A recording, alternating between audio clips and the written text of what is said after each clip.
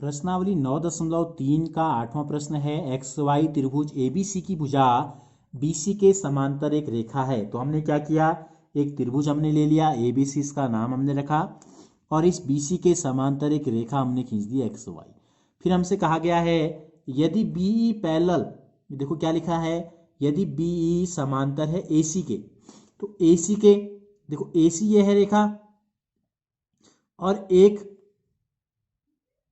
रेखा हमको खींचनी है बीई, बी से ई को खींचनी है। क्या खींचनी है, बी से ई है और समांतर है एसी के। तो देखो ये एसी है, तो एसी के समांतर एक रेखा अगर हम खींचेंगे बी से, तो ये हमने ले ली बीई, एक रेखा ले ली हमने। ठीक है, देख लेंगे अभी जितनी जरूरत हमको पड़ेगी, छोटी बड़ी बना लेंगे इसको। दूसरी रेखा हमको दी गई है सी एफ, समांतर है ए बी के। तो ए बी ये है रेखा, ए बी के समांतर सी से हमको एक लाइन खींचनी है, तो ये हमने खींच ली सी एफ। फिर हमसे कहा गया है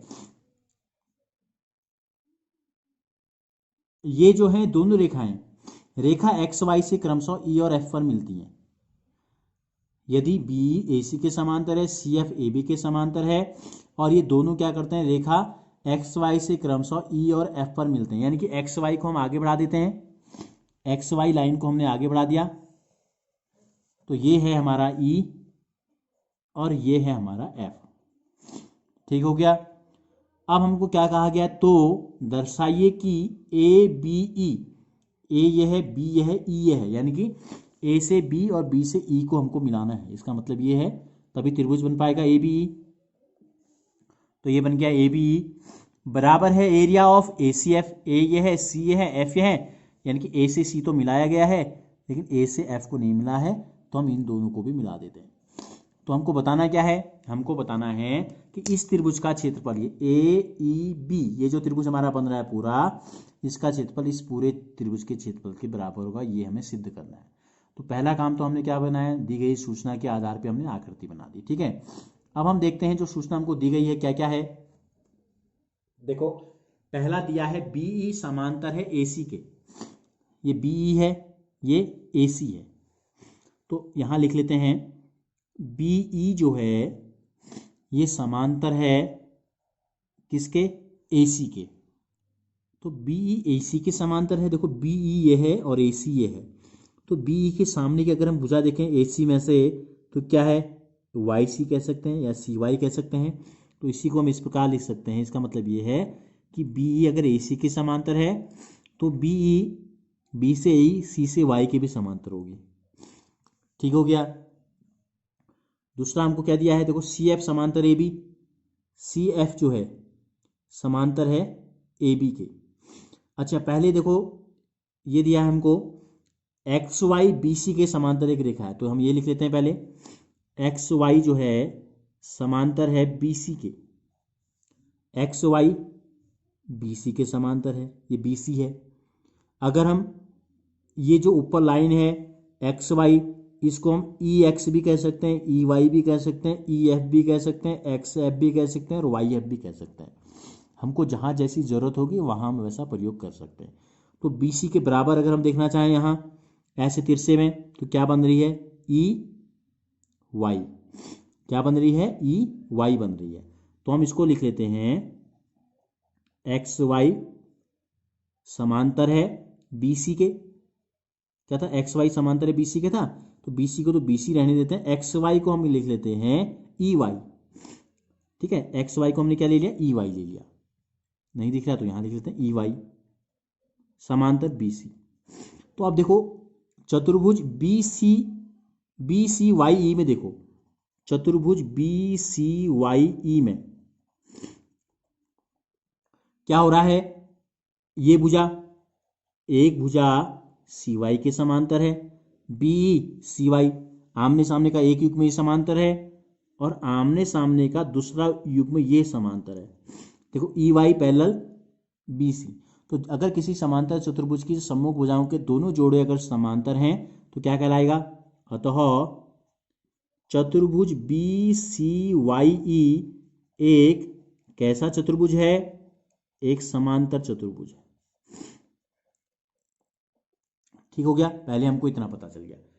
अब हम क्या करते हैं, इसी सूचना से एक्स वाई पैरेलल जो बी सी हमने लिया था, फिर हम लेते हैं इसको X Y parallel B C. यहाँ हम एक्स वाई की जगह पर अब क्या ले लेते हैं, यहाँ हमने देखो ई वाई लिया था, अब हम बी सी के बराबर दूसरी लाइन यहाँ तिरछे में क्या है एक्स एफ, तो एक्स एफ ले लेते हैं समांतर बी सी। और दूसरी जो सूचना हमको दी गई है सी एफ ए बी के समांतर है, सी एफ जो है ये समांतर है ए बी के। ए बी कहाँ है, ये ए बी है, ए बी वाली लाइन में हम एक्स बी बी है तो इसको एक्स बी भी कह सकते हैं। सी से एफ अगर हम गए तो बी से एक्स भी हम इसको कह सकते हैं, तो B X parallel C F. तो जैसे अब ये भी क्या है, ये इसके समांतर ये इसके समांतर, तो सीधे लिख लेते हैं, इसलिए चतुर्भुज कौन सा बना अब बी सी एफ एक्स एक समांतर चतुर्भुज है। यानी कि इस चतुर्भुज में आमने सामने की दोनों भुजाओं का युग्म जैसे कि हमने इसमें देखा था इसमें भी समांतर है, एक समांतर चतुर्भुज है। तो इतना समझ में आ गया होगा कि दो समांतर चतुर्भुज बने हैं। अब ये दोनों समांतर चतुर्भुज खड़े कहाँ हैं, देखो दोनों समांतर चतुर्भुज जो है बीसी पे खड़े हैं और हाइट कहाँ तक है दोनों की, दोनों जो समांतर चतुर्भुज हैं ये ई एफ के बीच हैं, ई एफ और बी सी के बीच हैं। तो लिख देंगे चूंकि चतुर्भुज या समांतर चतुर्भुज लिख लेते हैं, ठीक है, चूंकि समांतर चतुर्भुज पहले का नाम क्या लिखा है हमने बी सी वाई ई, बी सी वाई ई व समांतर चतुर्भुज बी सी एफ वाई, एक ही आधार, क्या है वो आधार हमको दिखाई दे रहा है चित्र में, वो आधार है बी सी, तथा एक ही समांतर रेखाओं के मध्य, एक ही समांतर रेखाओं के मध्य, वो समांतर रेखाएं क्या हैं, वो समांतर रेखाएं हैं एक है बी सी और दूसरा है ई से लेकर एफ तक, ठीक है। एक्स वाई भी हम कह सकते हैं, देखो रेखा है चूंकि दोनों तरफ तीर के निशान लगा सकते हैं हम रेखा में, इसलिए मध्य ये लिख देंगे स्थित हैं। तो हमने आपने एक प्रमेय पहले पढ़ा है, एक ही आधार और एक ही समांतर रेखाओं के मध्य स्थित समांतर चतुर्भुजों के क्षेत्रफल बराबर होते हैं। तो क्या हो गया इसका मतलब, इसका मतलब ये हो गया कि ये जो पहला चतुर्भुज है area of B C Y E बराबर area of B C F Y, समीकरण नंबर हो गया हमारा 1, ठीक है। पहली चीज हमको ये पता चल गई कि ये जो चतुर्भुज बन रहा है यहां से लेकर यहां तक ये वाला, और दूसरा समांतर चतुर्भुज बन रहा है यहां से लेकर यहां तक ये वाला, इन दोनों के क्षेत्रफल बराबर है।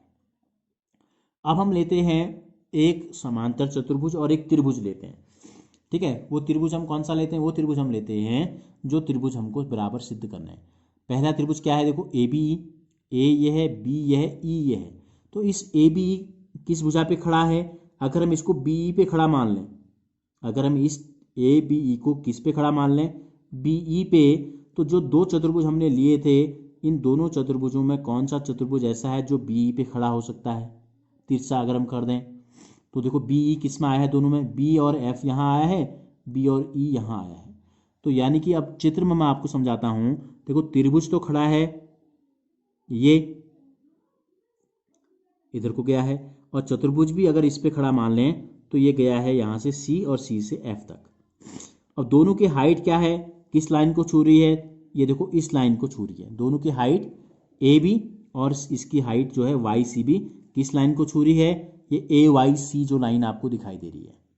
अब क्या बीई और ये समांतर हैं ए सी, बीई और ए सी कहीं पर समांतर दिया गया है आपको, बिल्कुल दिया गया है सवाल में, बीई समांतर ए सी, यहाँ भी हमने लिखा है स्टार्टिंग में, देखो ए ई बी व चतुर्भुज ई बी सी वाई, ठीक है, या बी सी वाई ई भी लिख सकते हैं, बी सी वाई ई एक ही आधार, एक ही आधार, वो आधार क्या है ई बी,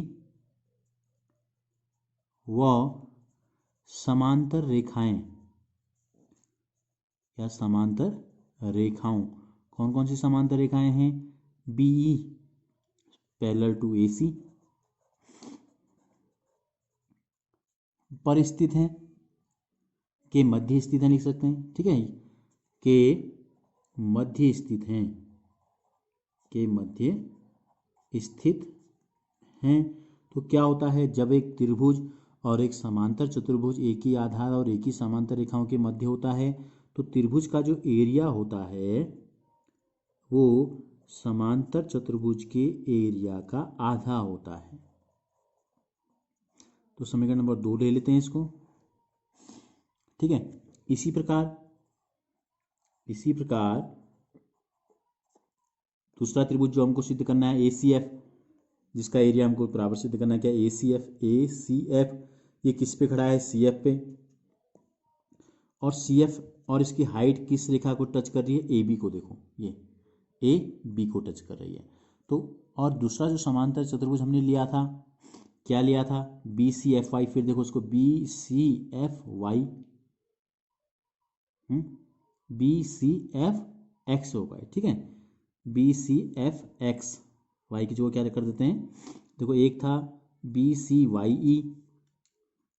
BCYE और दूसरा है BCFX, ठीक है। BCFY हमने लिख दिया इसको, ये हो जाएगा FX हो जाएगा, जहां जहां y है वहां x कर देते हैं।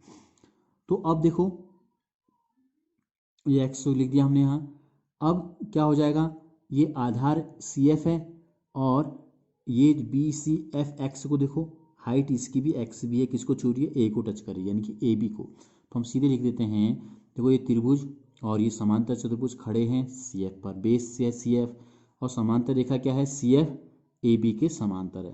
तो इसी प्रकार हमने लिख दिया कि ACF का जो एरिया है, एरिया ऑफ त्रिभुज ACF, ये भी आधा हो जाएगा एरिया ऑफ कौन सा त्रिभुज हमने कहा? BCFX के, BCFX के। तो समीकरण नंबर हो गया 3। अब समीकरण नंबर 1 को देखो ध्यान से, BCYE जो है, देखो BCYE का एरिया BCFX के एरिया के बराबर है, इन दोनों का क्षेत्रफल बराबर है, माना ये 100 है तो ये भी 100 होगा, तो 100 का आधा 50, इस 100 का आधा भी 50। अगर पूरे का क्षेत्रफल बराबर है तो इसका मतलब इन दोनों के आधे भी बराबर होंगे। तो देखो ये क्या है, दोनों के आधे हैं, तो ये भी आपस में बराबर होंगे। बाएं पक्ष दाएं पक्ष बराबर है तो बाएं पक्ष भी आपस में क्या होंगे? बराबर होंगे। तो हम लिख देते हैं, इसलिए समीकरण 1, 2 व 3 से, समीकरण 1, 2 और 3 से हमको यह पता चल गया कि एरिया ऑफ AEB जो है वो हो जाएगा एरिया ऑफ ACF के बराबर हो जाएगा, ठीक है। यही हमको क्या करना था? सिद्ध भी करना था।